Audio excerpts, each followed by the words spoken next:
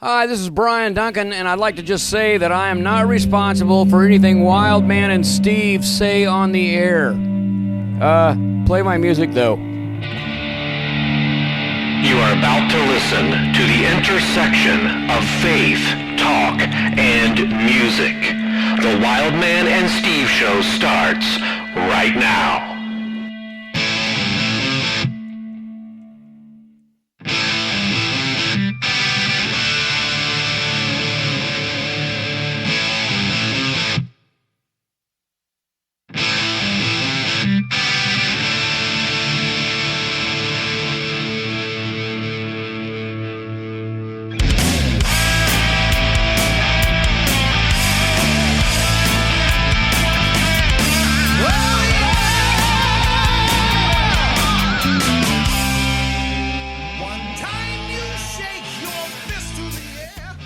And now, the exciting conclusion of the interview with Gladius on the Wildman and Steve show. Going back to the music, there's quite a few things I want to ask you about regarding your music itself. So, when you begin to write a piece of music, what is your passion behind it? Especially when you're doing the instrumental side of things. Is it just something that just happens? It's just a natural flow, or do you have a concentrated effort of the movements and what you'd like to hear? Talk to us a little bit about that. Okay. So that's funny you should ask, because I've been trying to get like really more organized, or as Robert De Niro said in Taxi Driver, one of these days I got to get organized, right? So I've been working on that, and I kind of like came up with this idiot sheet, which I call it an idiot sheet because I'm the idiot that looks at the sheet as a reminder. So it's okay. We're okay with dummies around here. Steve already said. Okay, cool. So I fit right in because I'm talking to the author for the For Dummies book. So here we go. All right. And I'm writing my complete idiot's guide outlines to keep myself on track. So basically it starts off with just, I'll be noodling around, or I might not even have the guitar. I might just hear something in my head. I mean, literally wake up one day and just out of the blue, oh, that's a cool idea. And then I'll figure it out. Or maybe if I don't have an instrument, I may just, hum it. I'll just use like the voice recorder on my cell phone. I have like all these little memos, and I'll try to name it something that I can sort through later, like metal riff in A, and if it's really important, I'll put like a plus sign or something. So I'm like, okay, make sure to pay attention, because there's hundreds, probably thousands of those little memos at this point.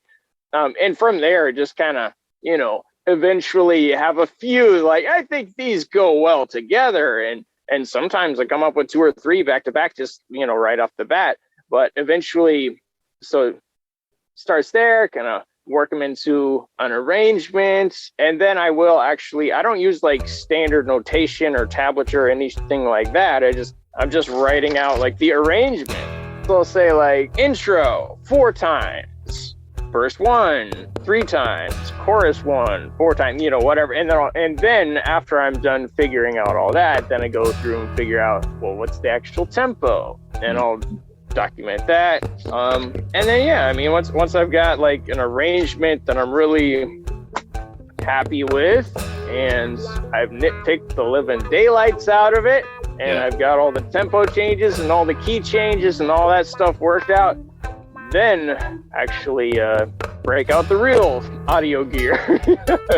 So it's pretty lo-fi up until that point. It's pretty much just like memo, recorder, pencil and paper, guitar, usually an acoustic, usually don't even plug in. I just try to just keep it simple and let the ideas flow.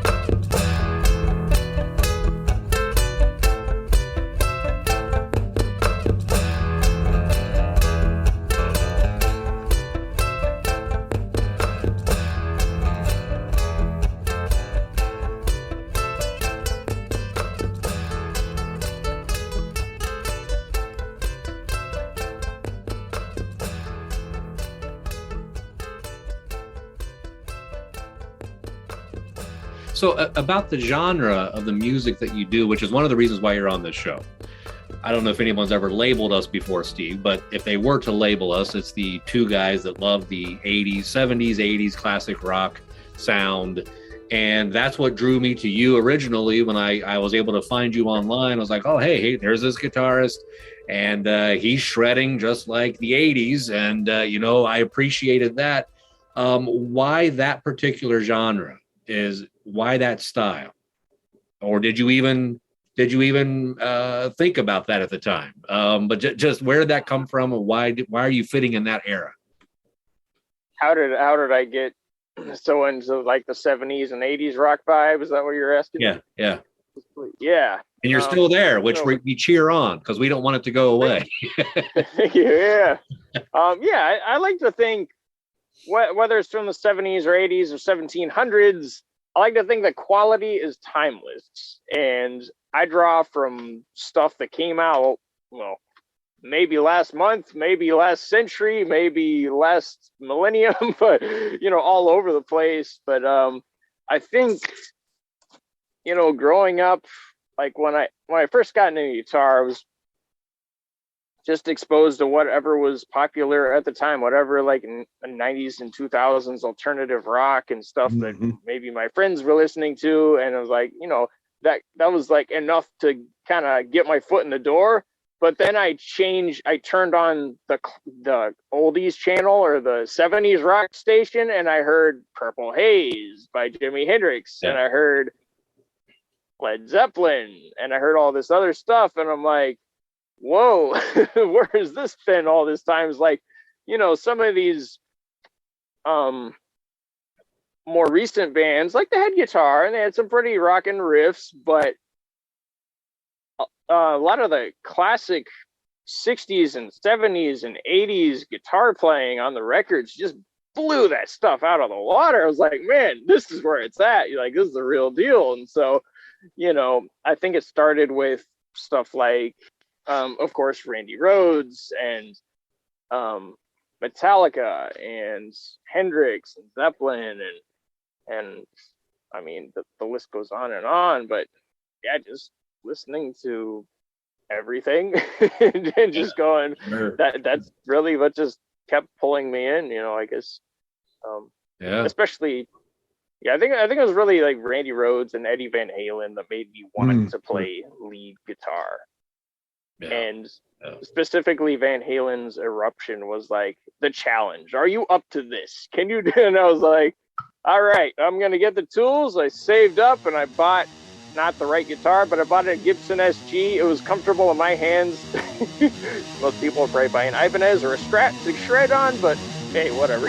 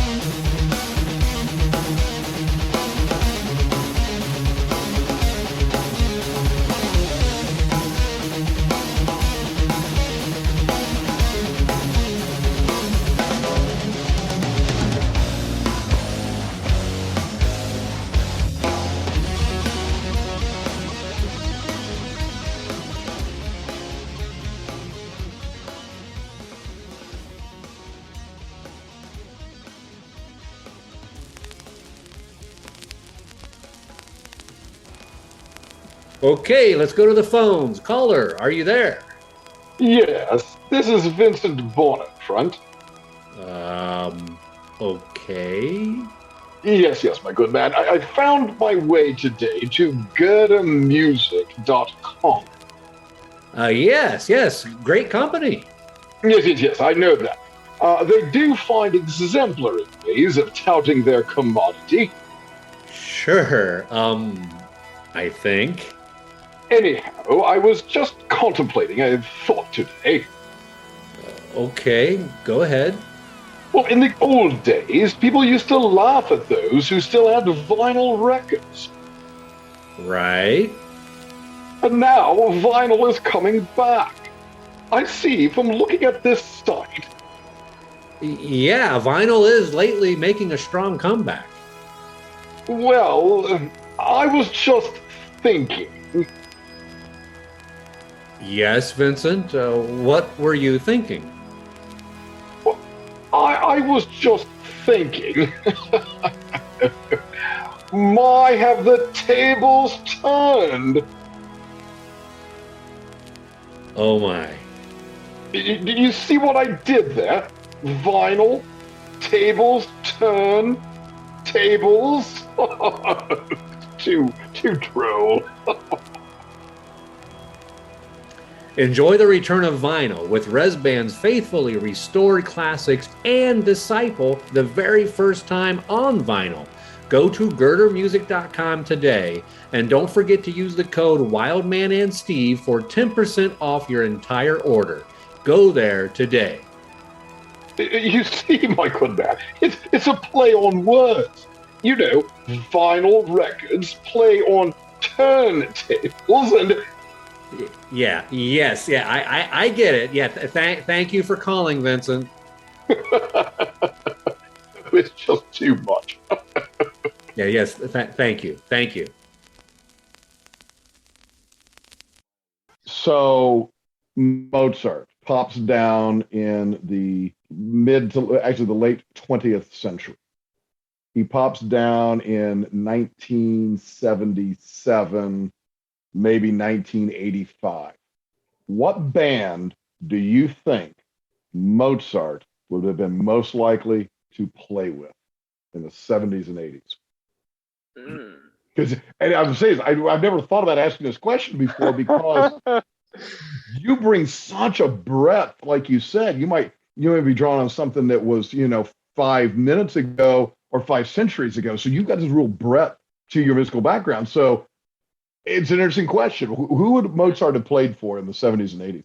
That's a good question. I would say Rush, except they were already the perfect power trio and they didn't need anybody else. But if Mozart fell on their lap, they might make an exception. No, Alex Lifeson, you are one of the greatest guitar players. Your only crime was that your backing section was literally the greatest bassist and the greatest drummer in the history of rock. Wow. But in all seriousness, yeah, that's an interesting question. Okay, so Mozart and Rush. Got it. Cool. But I'm going with Rush. Yeah. So what are you doing now currently? I know that COVID has changed a lot of things for a lot of artists, a lot of musicians. Talk to us about what the changes that made for you and what can we look forward to from you here in 2022, moving up into the next year? What's going on? Yeah, definitely been some changes. So the live music thing, probably preaching to the choir, but yeah, for a lot of us, just kind of grinded to a screeching halt there for a while. And thank God it's finally appearing to start coming back. I feel I'm a little hesitant to toot my horn at this point because I feel kind of like Pavlov's dogs. Like, don't put that meal in front of me unless it's really for me. You know what I mean? Because I saw so many false alarms last year. It was like, oh, it's starting to open up. No, things are shutting down. No, things are open. So, yeah. But at the moment, it appears that, yeah, things are starting to open up a lot more lately. And so hopefully it'll be a lot more live music over in the coming months. And I know I definitely have a handful of gigs coming up and just actually have a gig tomorrow. I have gigs in the coming weeks. And Lord willing, hope to be back on the road later this year or certainly by this time next year. I was definitely touring a lot more pre-COVID. But I will say having everything shut down kind of, it does force you to, it does kind of force a paradigm shift and a perspective shift on you, whether you want it or not. You got to really reevaluate what's really important and what am I going to do now that I can't do this thing that I've done, for so long that sustained me in more ways than one. And so for me, that's looked like trying to really catch up on a lot of neglected business like recording. So yeah. And there's still a lot of work to do there. But how's that coming? Do we have another album on the way, or where are you at with that right now? Well, you know how it is. I mean, I could tell you, but I don't want to threaten any more violence on the show.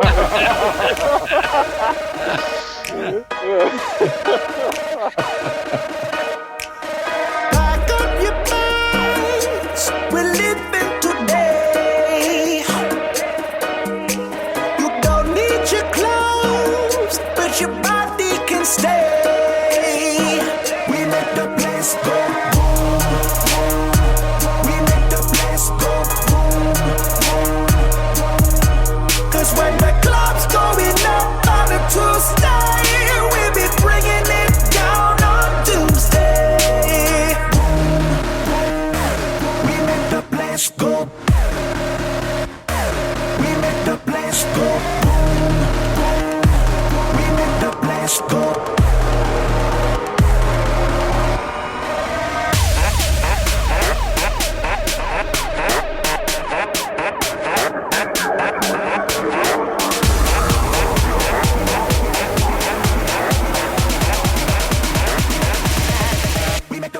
Yeah. Now there's but actually, you are looking at the bit of my humble home studio over here.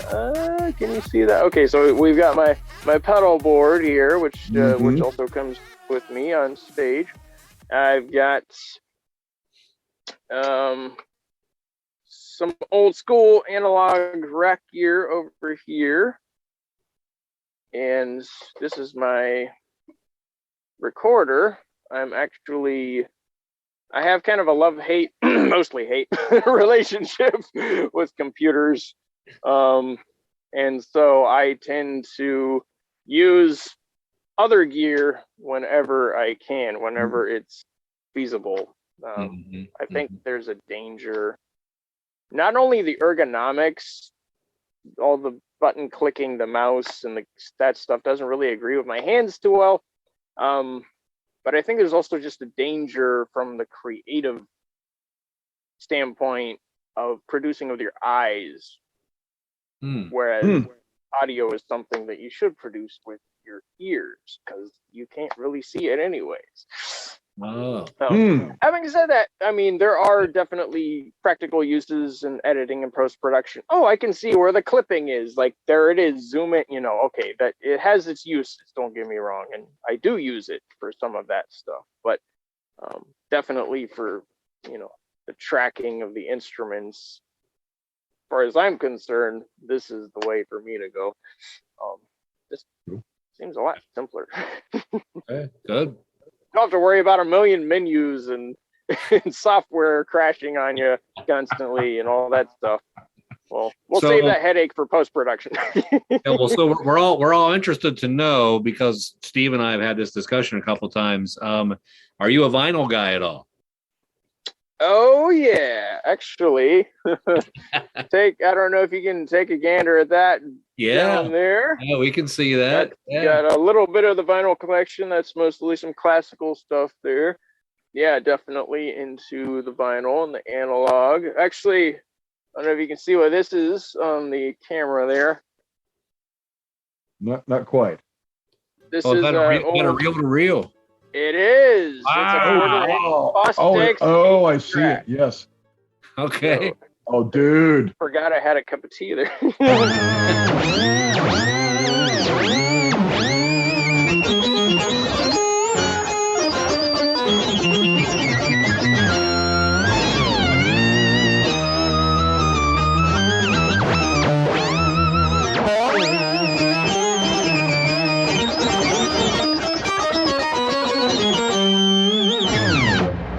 I'm curious, just as an artist that records, that just sparked a question. You're talking about analog, reel to reel, vinyl versus digital. Do you appreciate the reel to reel more than the digital? And if so, why? Yeah, that's a whole other can of worms there, isn't it? I know, I figured it Analog was. versus digital. Yeah, so the way I see it, I mean, I think people have made the analogy before. It's kind of like that graph chart in math where you've got what do you call it? You've got the axis, and that's the analog, and you've got the curve, which is the digital, which keeps getting closer in terms of quality. They never quite meet.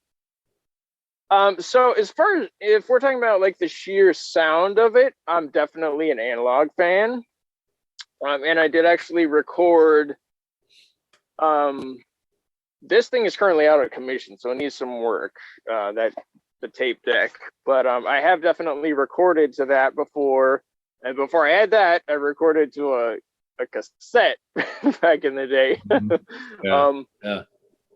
Why I've moved on, why I'm currently using this Zoom standalone digital multi-track, I've found it's just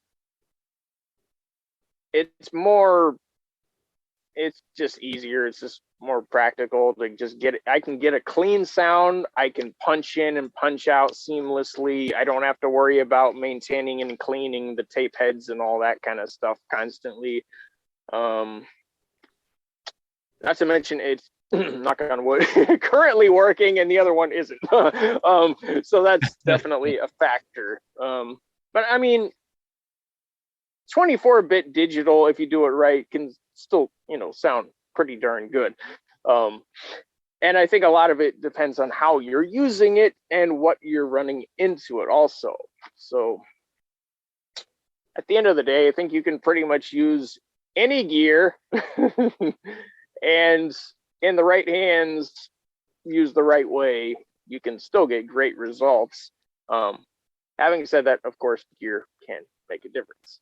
You can have better tools, then by all means use them. Okay.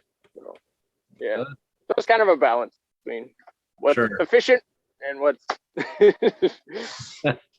what sounds the best, Yeah, I was just doing some research here recently and seeing how much impact the Beatles made in such a short time. And somebody made the comment that the quality that they were able to do with the equipment they had is amazing compared to the equipment we have today. He was even saying we don't have that quality today, even with the equipment we have compared to what they did. So there's something about that. I'm not sure what it is, but there's something about that analog, vinyl, reel to reel that makes it more authentic. Or I want to be careful what I say because I don't want to lose any listeners here, but there's something about it and I'm not sure what that is. So I'm glad to see that you're kind of connecting both worlds there. And that's an important thing to do as an artist in this day and age.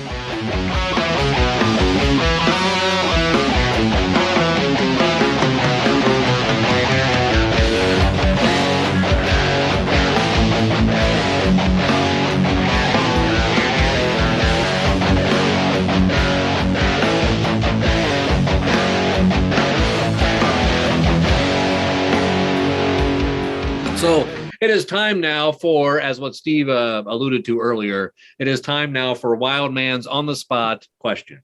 So every episode, we always put the guest on the spot with a question. However, we pretty much do that the whole show, but we're just going to. So here's the deal. You're a guitarist. You're an amazing guitarist. You've become one of my favorite guitarists just listening to you and seeing you live. You can choose only one person who's no longer living to sing on your next album. Who's that going to be? That's easy. Chris Cornell. Oh. Well, I say easy. It might be Chris Cornell. It might be Lane Staley, depending on if I'm in more of a Soundgarden or more of an Alice in Chains mood. Okay. So can we have a tiebreaker? Yeah. Yeah. Okay. All right. That was a quick response. We normally don't get It was. Yeah. So is that the same as if you were to choose, like, let's just say it this way, one band throughout history you have the opportunity to play with? Who would that be? Opportunity to play with. Man. You can only choose one.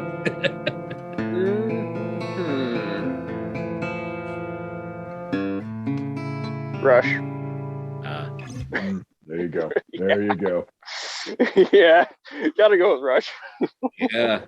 Are they? Nice. I wonder if are they listening, Steve? I think that I would figure they have to be. Of course. Right? I mean, they know Wildman and Steve is like the Rolling Stone magazine of the 70s and 80s. So Oh, absolutely. yes, so they're listening. So Rush, I'm sure you heard that. Your phone's ringing, Gladius. I can see it behind you there. Right? That's right. Yeah. Well, hey, we want to thank you for taking the time. And ladies and gentlemen, it's gladiusmusic.com is where you can go to see all of his links and everything he has going on and all that he's accomplished. And I'm telling you, folks, he has Wildman's endorsement. He is an incredible musician, incredible guitarist. He's right up there with Rex Carroll, right up there with Yngwie, right up there with the best of the best. And we really appreciate you taking the time to be with us today. Really appreciate y'all having me. Thanks so much.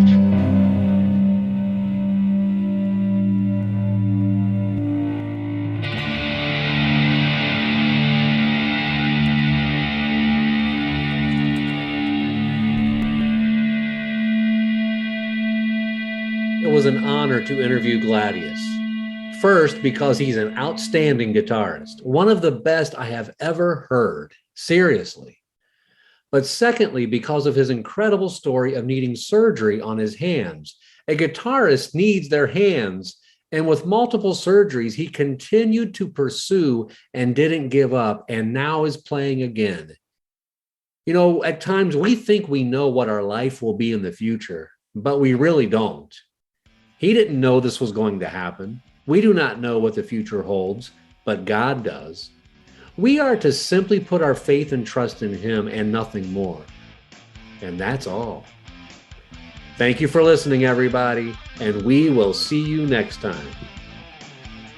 The Wildman and Steve Show is now partnering with New Release Today. Find out more about them at newreleasetoday.com. And don't forget to check out our website, where you can also leave us a review at wildmanandsteve.com. Hell is no party, hell is no fun. Thanks for making it round one. Hell is no party.